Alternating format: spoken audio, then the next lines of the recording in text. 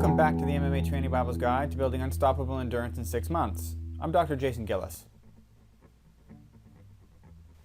In the first half of this course, we learned all about the science of MMA, and in the second half, we've been applying that science to design an individualized and periodized training plan that's going to enhance your endurance.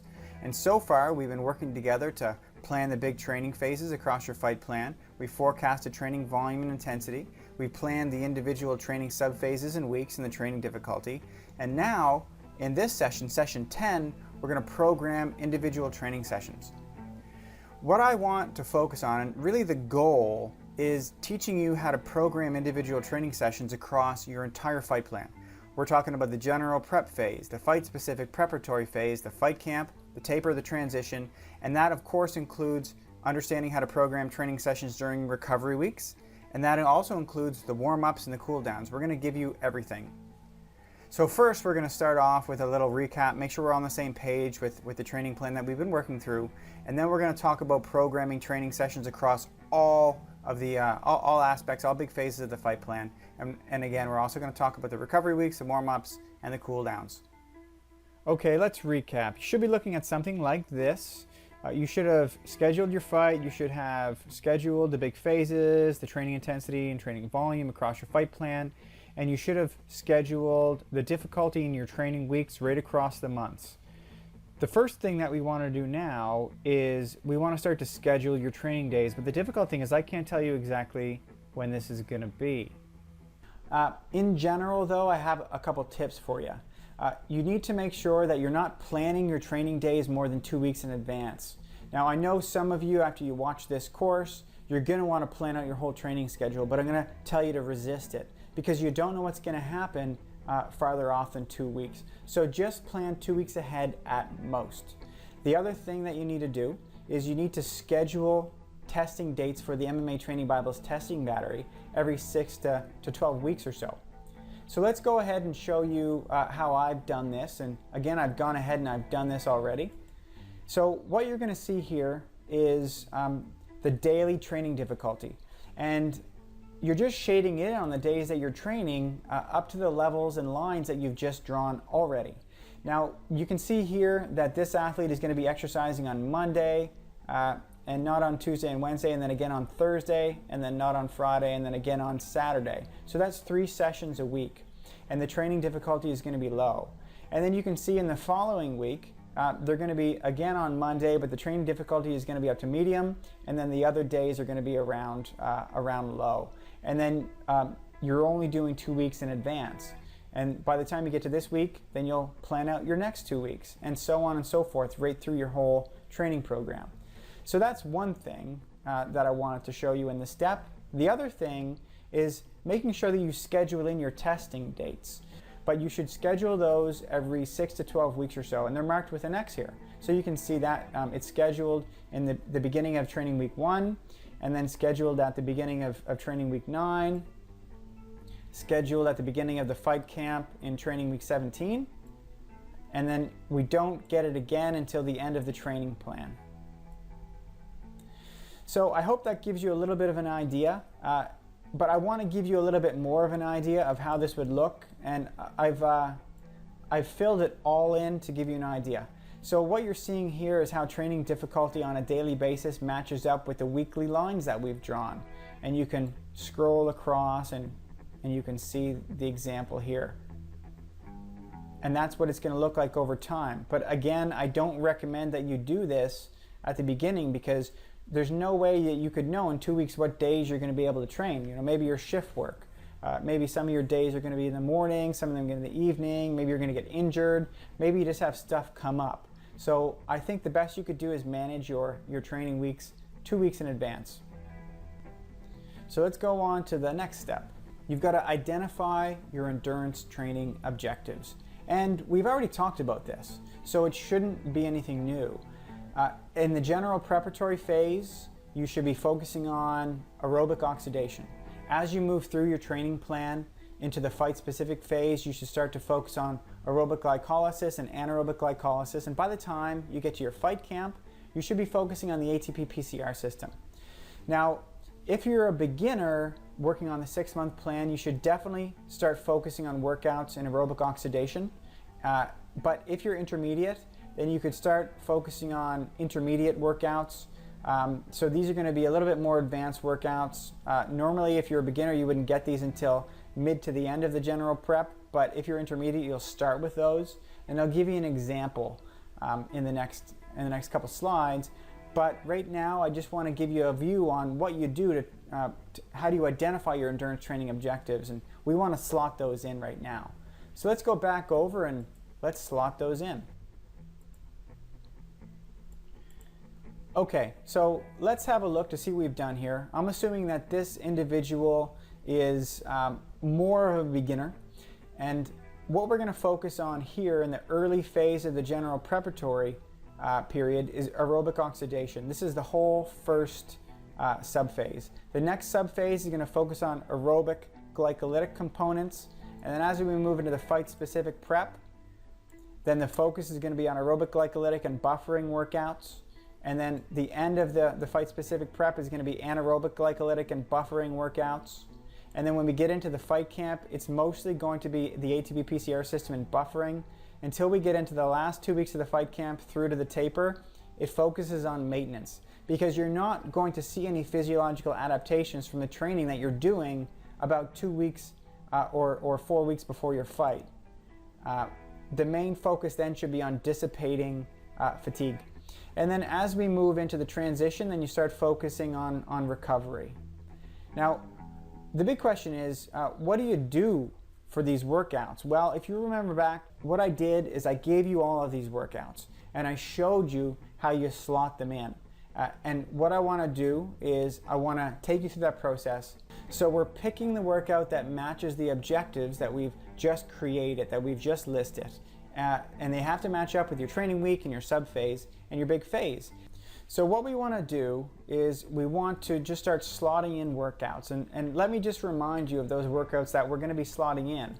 So all you need to do is you just need to go back into your sessions, and you'll be able to find these slides. It showed you all of the workouts that you include in the general preparatory phase. In the early mid to late general prep phase. So you start at the top and work your way down through the bottom. And I gave you the example workouts here as well. So all you need to do is just pick and choose. If you know you're in the early general prep phase, just choose this workout. And if you know you're in the very early bit, you'll choose 3 repetitions. And as you move through the weeks, then you choose 6 repetitions. That's how you progress. And then you can eventually progress to this workout. So I've written these down in a progressive manner from early general prep to late general prep, progressing as you should. And so these are the general prep workouts. Here are the fight-specific phase workouts. Here are the fight camp workouts that you can make your way through. And then here are the fight camp workouts in the last 2 weeks.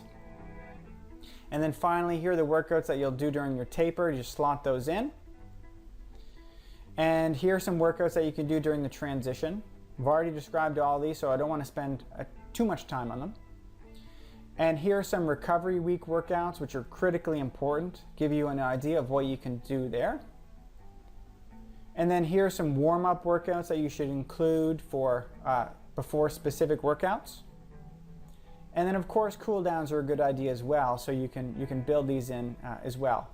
So those are all the workouts. Let's show you how we actually slot them into a training plan. So as I said, this is what your training program, this is what your template should be looking like right now. You should only have 2 weeks of training difficulty slotted in. I do advise you doing the weekly training difficulty from now until the end of your training plan. But you really only need to do the weekly training difficulty on a daily basis up for 2 weeks. And so what you can do is you can just look at those slides that I mentioned and just start to slot in those workouts. So here's an example. First workout you could do, the first workout this athlete did was 5 to 6 times 3 minutes on, 2 minutes off with 1 minute build up. You can see they progressed. They did 2 workouts in the first week. The next workout, 5 to 6 times 3 minutes on, 2 minutes off with 1 minute build up.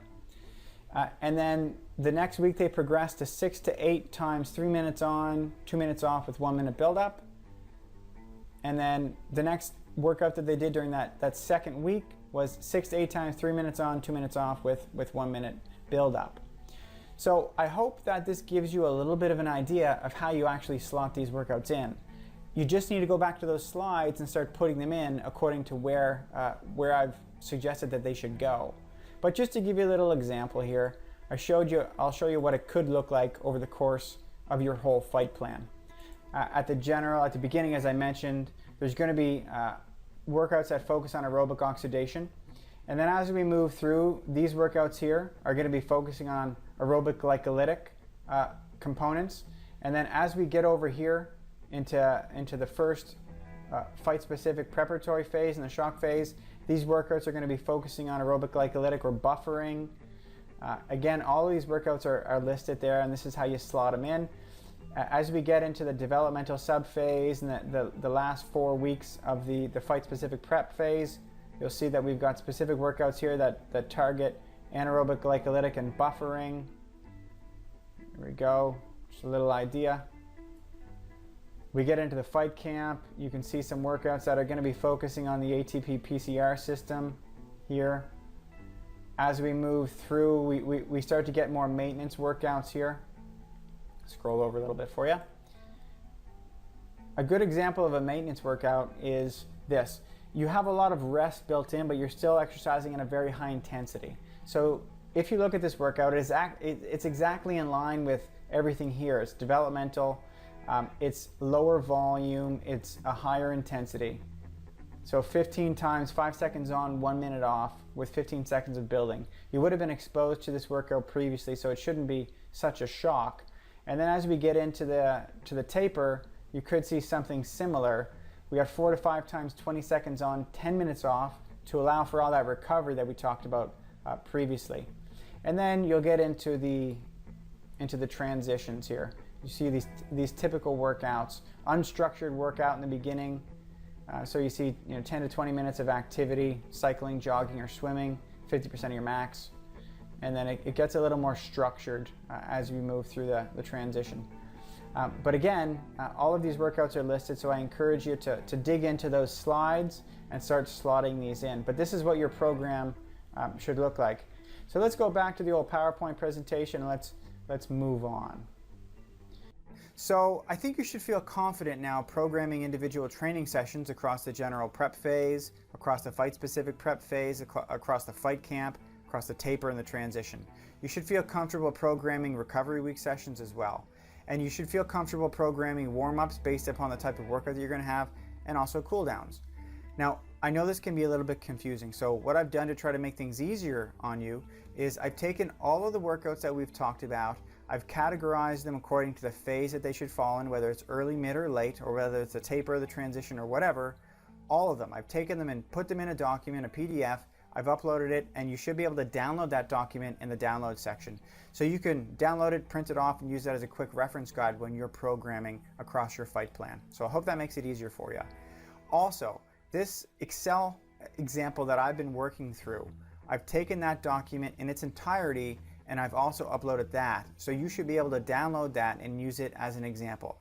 But remember, it's just an example. The whole point of undergoing these last 10 sessions was to understand the principles so you can program your very own individualized training plan that's going to enhance your performance, not someone else's performance. So that's it for me in the MMA Training Bible. I hope that you learned something and drew a distinction or two, but remember, you can keep on coming back to this stuff over and over and over again. There's a lot of different courses offered by the MMA Training Bible, so I look forward to working with you again in the future. But until then, take care.